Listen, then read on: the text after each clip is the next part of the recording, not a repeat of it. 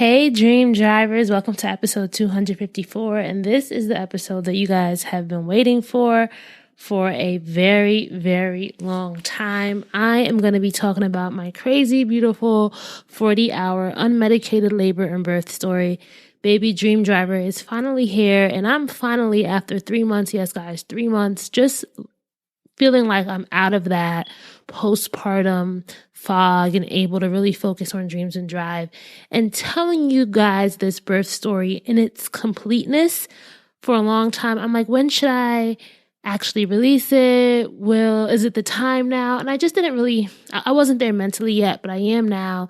And I think being 3 months out, I'm really going to be able to reflect on a lot of things that you guys hopefully will learn about me, and also be able to know just about what it's like to give birth during a pandemic.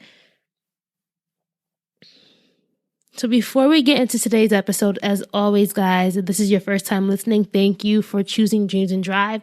Make sure you're subscribed wherever you're listening. And if you enjoy this episode, please make sure you're sharing it with your friends, your community. You can find us across the board on Facebook, Twitter, and Instagram at the handle Dreams and Drive.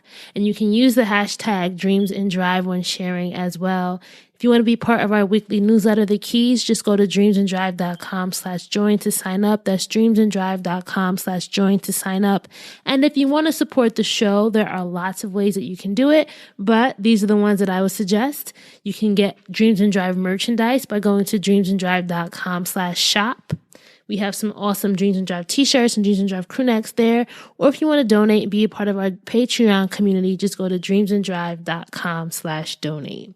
All right, guys. So as I said again, I gave birth during a pandemic. So a few months ago, I let you all know that a baby Dream Driver was on the way. It was something that was unexpected, a surprise, but a surprise that really changed my life for the better. If I think about, 1 year ago, I didn't even know I was pregnant. And now I have a beautiful, beautiful little boy who is 3 months old, full of energy, and just teaching me so much about life and about, what being a dream driver truly means. When I look at him, I really hope that I have something to pass on to him, that I'm able to teach him about himself, that I'm able to help him put his own dreams into drive. I think that's what really excites me about motherhood, is being able to really nurture him and not impose on him what I want him to do, but really help him discover who he is and give him all the tools, resources, and support so that he can be his best self. But let's get into this birth story, guys, because listen, birth is no joke. So let's get into the birth story, guys. Before we get into the actual birth, I want to talk about something that I think is really important. For me, birth and giving birth was probably one of my biggest fears. I'm somebody who does not like pain. I've never really had any major surgery, haven't really had to stay in the hospital. So for me, the biggest anxiety about giving birth was I going to be able to do it? I had already known that I wanted to have a natural birth. I did a lot of research during my prenatal journey to have a midwife and a team that I trusted. I was part of a program that gave me 2 doulas. So I had main doula and then a backup doula. They were amazing. I really just knew going into birth, I wanted to do whatever it was possible not to have any intervention, such as epidural, C-section.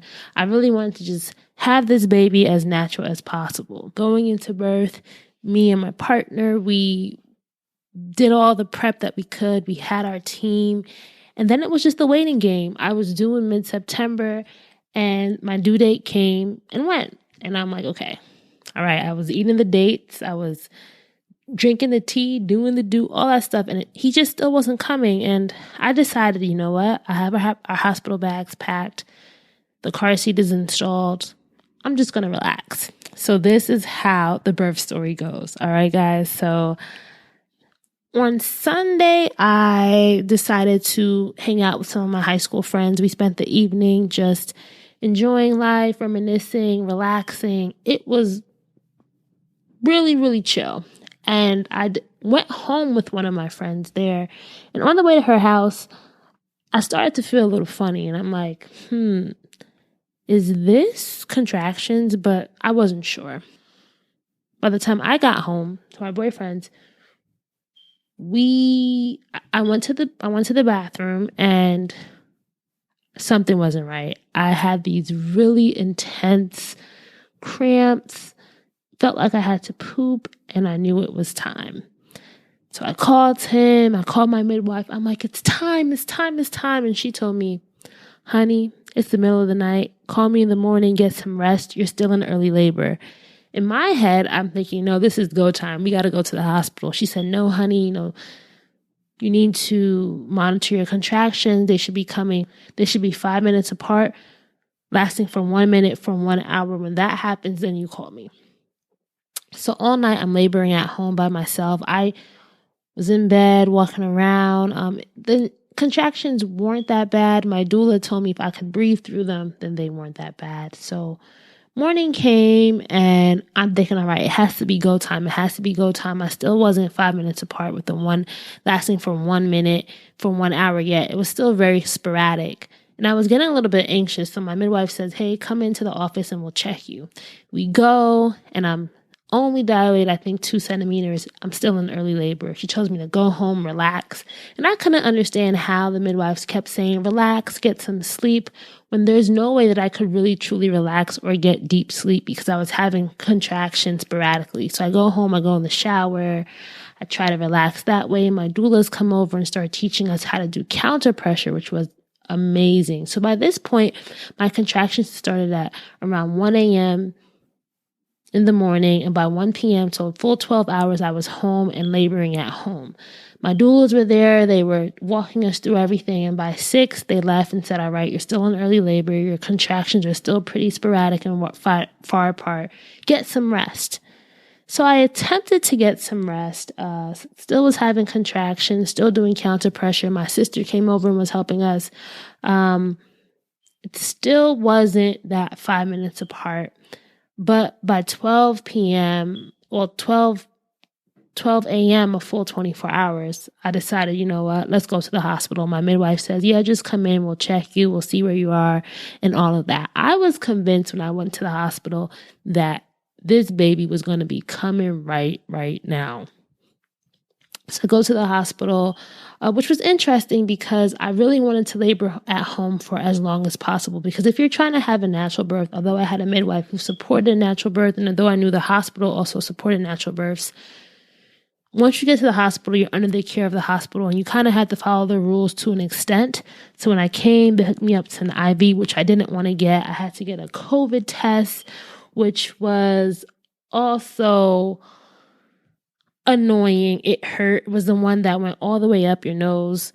And they put me on the monitor to label my to monitor my contractions. And guys, my contractions literally stopped. Mind you, I had been laboring at home for 24 hours. They were pretty consistent, but they were sporadic. And for about 4 hours at the hospital, there were no contractions. They probably had about 3 contractions. I could talk. I was very at ease. And I knew that, oh no, this is no good. So my midwife came and she checked me. I was only still about 2 to 3 centimeters, still in early labor, and I had gone to the hospital too early. So because my contractions were very sporadic and I had been laboring for more than 24 hours, I was 4 days past my due date. They decided to keep me and they suggested that I have some sort of intervention to help make labor start again. Now, at this point, I really didn't want to get any type of intervention. I thought that, all right, I really want to have natural. I thought that having an intervention would put me off course and make me get a C-section, all that stuff. But I said, all right, my midwife said, let's do Pitocin. We'll give you the lowest dose just so that you can get some regular contraction. So for those of you who don't know Pitocin, it's a drug that's used to bring on contractions and to help induce labor. I already was in labor, so for me, it was just to help get the contractions consistent and rolling again. So I took the lowest dose of Pitocin, and when I tell you guys, the contractions started happening for real, they started happening. That's when my doula and my boyfriend they became everything to me for this process. People ask me, what does a contraction feel like? And for everyone, it is so different. But for me, it was like this radiating poop-like feeling. I can't even describe it now. I don't even fully remember it, but all I knew, it was uncomfortable, and the only thing that helped me was getting counter pressure. So counter pressure is when someone applies force against the force that you're feeling. So for example, if I felt the contraction in my back, I'd have my doula apply both hands at the base of my spine and push back, and that really helped alleviate a lot of things.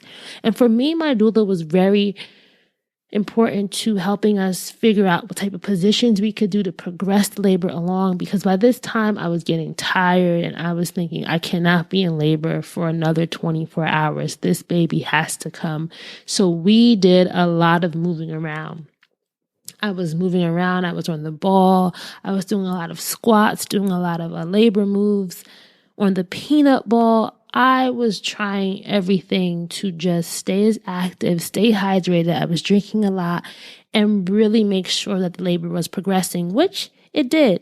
So I want to say around 12 p.m.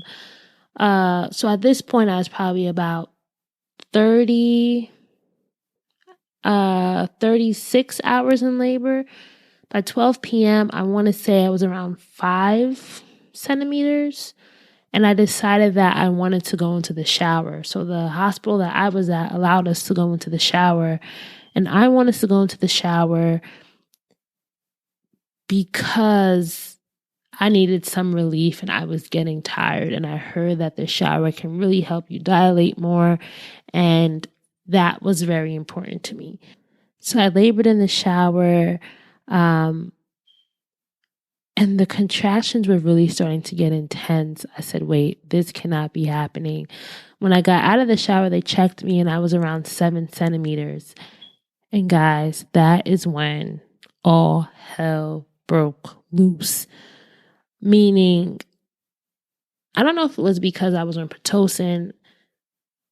At this point, I still didn't have any epidural. They did say that I could have some sort of pain medication, told me the effects of what that could be. But I said, no pain medication, I can do it. And for me, this fear was something that I had for such a long time. And I was really able to focus. My doula was telling me, you have to find something to focus on your breath, focus on something. And for me, the thing that I feared more was having to get an epidural and be tied to a bed and have a catheter and all that stuff. I didn't want that. And the pain wasn't so bad that I couldn't manage it, because I think sometimes with pain, it's all about how you perceive it. And I saw it as something that was only going to last for a contraction. Does not last forever, right? For me, they'd probably lasted around 1 minute.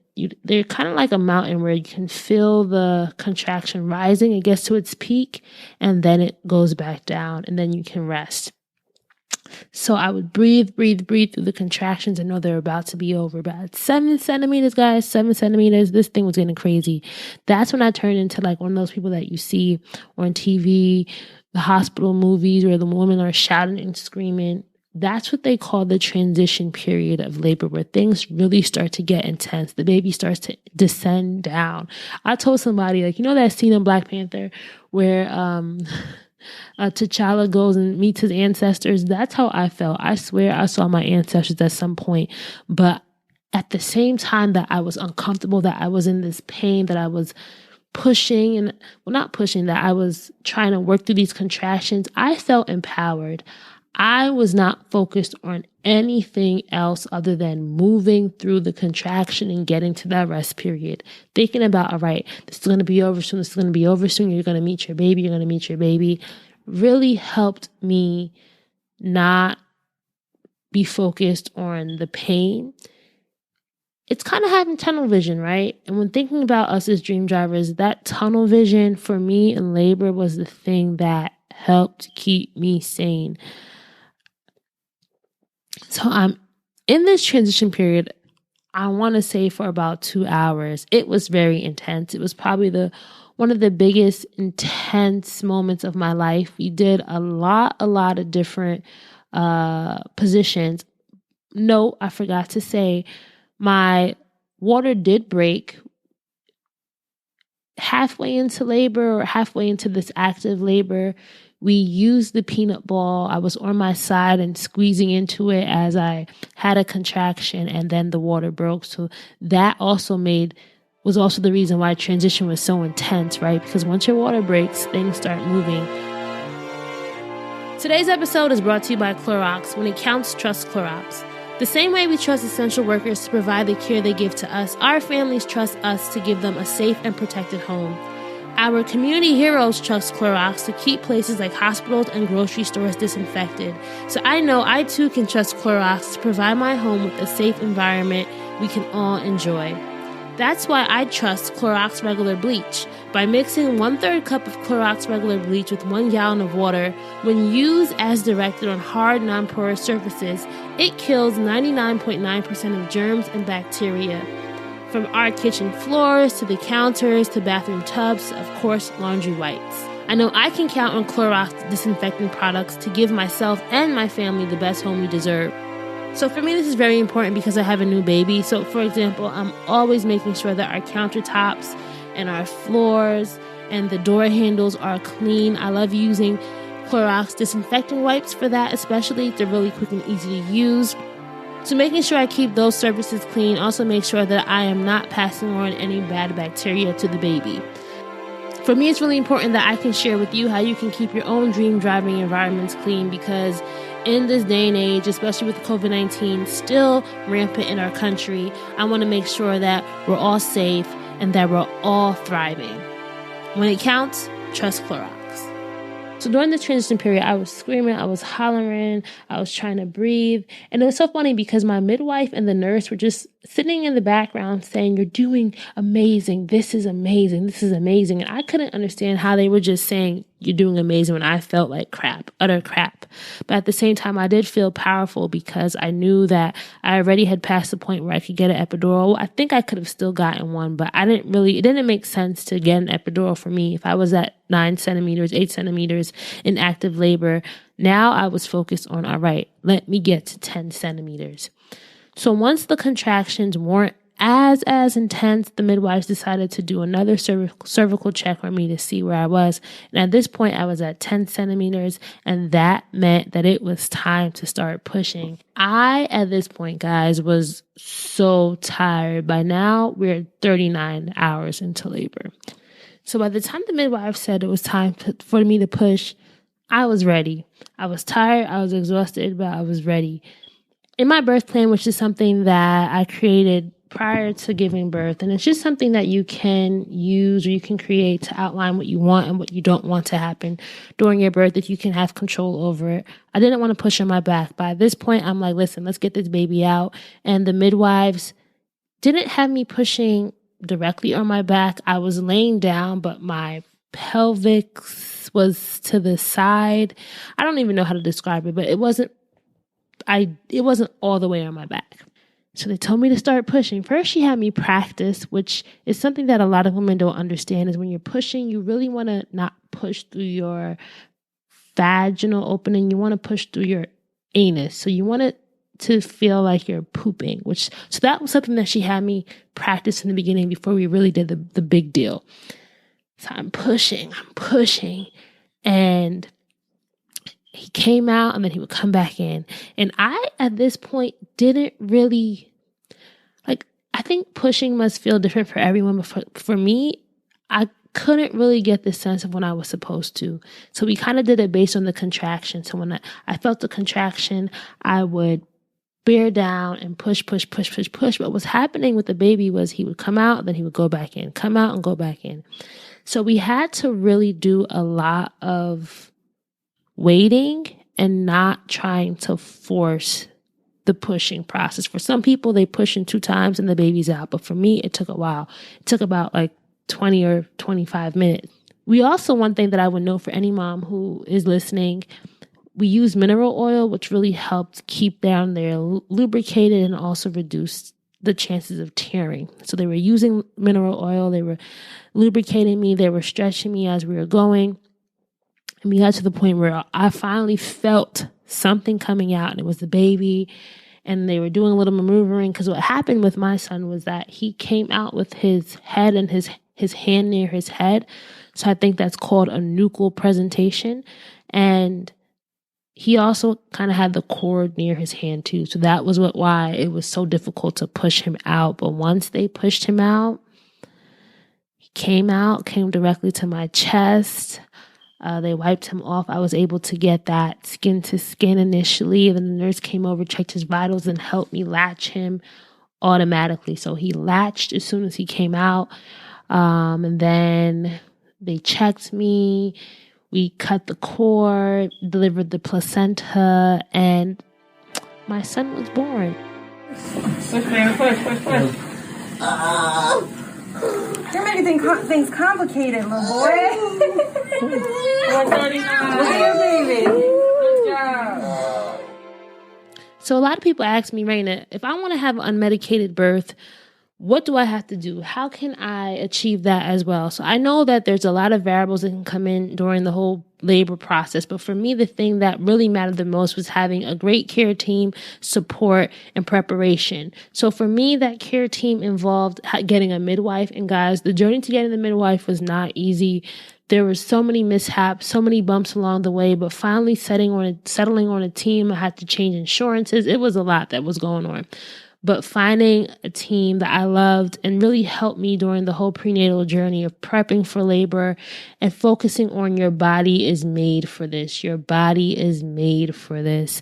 For me, number 2, having that support. So my doulas were amazing. Having people that I can go to throughout the prenatal process who were going to be there to help advocate for me during labor. Because my boyfriend and I, we never gave birth before, right? We were never in that position before, but they were able to help us with things physically, emotionally, and just navigating the different decisions that we'd have to make before and during labor were immense. I would recommend anyone who's pregnant, especially if you want to have a natural labor or even not, you need someone there who understands the system, who understands how labor is supposed to progress and how you can manipulate your body, work through contractions, and be there. With COVID, you're not going to be able to have probably more than one support person. So for me, my hospital allowed having one support person, and the doula was not included in that. So I luckily was able to have the doula there during labor, which was amazing. Get a doula, get someone who can support you during that labor process. And for the last thing I think I did was a lot of research. A lot of my time while I was pregnant was spent watching other people have natural births. It was spent reading up about the process. I bought an ebook. I followed people. I saw what can happen. I tried to talk to other women who had done it. I had to tell myself that this was something that could be done and I could do, although I've never done it before. And I'm going to keep reiterating that because I think when you're prepared, you're less likely to panic, right? And those first few waves of contractions, you will start to panic and you'll think you can't do it, but then you have to remember all the learnings that you had. And that's when you start tapping into that knowledge and tapping into that power and realizing, girl, you could do it. Birth is probably one of the craziest, scariest, most dangerous thing that any woman can do. And getting through it, no matter what way you got through it, is beyond amazing.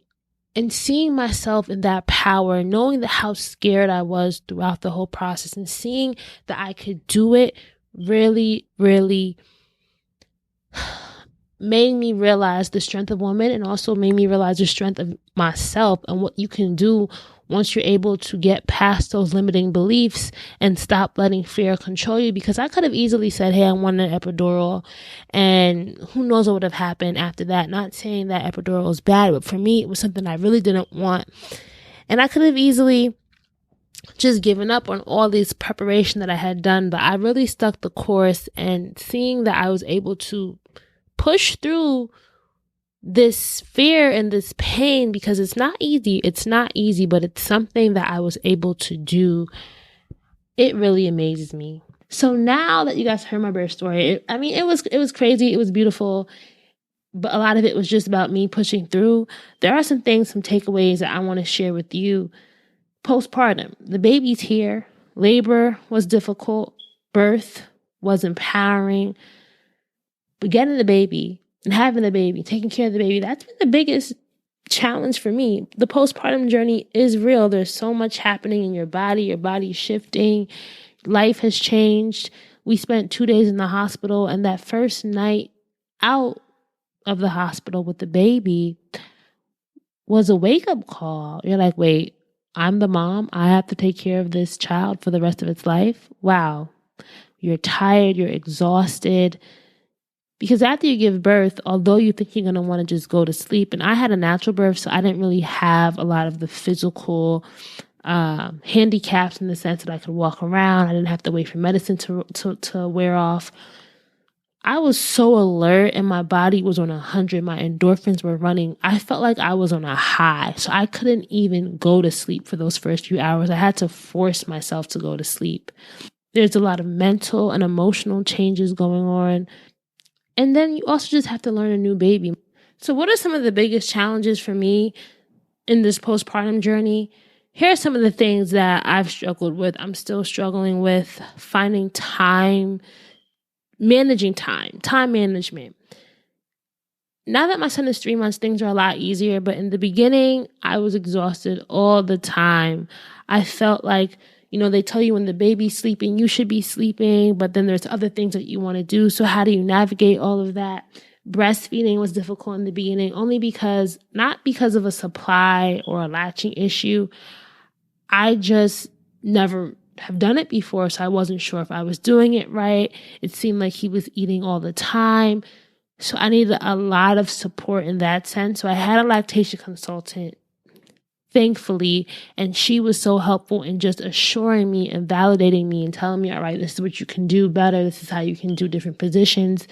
The position they taught me at the hospital did not work for me at all. So I needed to know that this could still happen, this could still work, that he could still be a successfully breastfed baby, even if I had to tweak some things.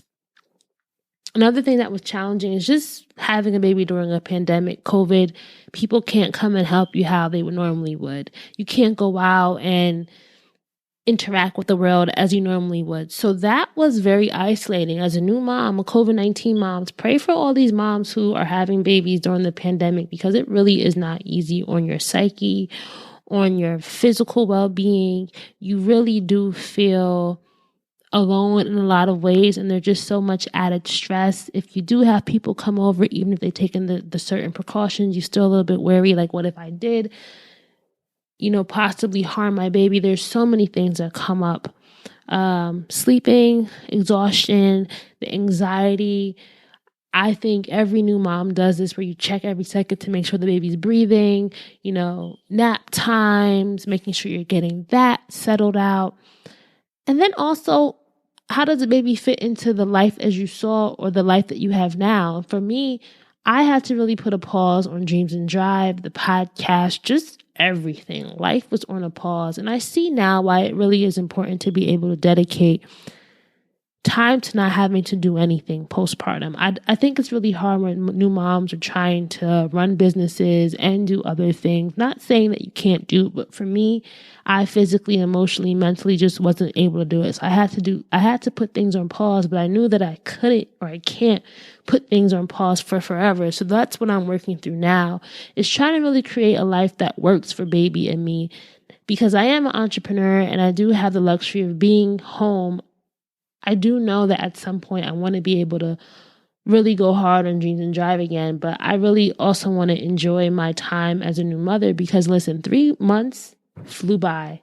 He was born in September and now it's January 2021. So I understand how fragile time can be, but at the same time, I want to just make sure that I'm not forgetting about all the hopes and dreams that I have for myself. And I don't think having kids means that you have to forget about that, but how that's going to happen is going to change, and who needs to be there, who has to be in your support is also going to shift as well. People ask me, what do I miss about life before motherhood? It's crazy because I really am finding it hard to remember exactly what life was like before my son. I mean, all of 2020 for me was basically COVID-19, being stuck in the house anyway.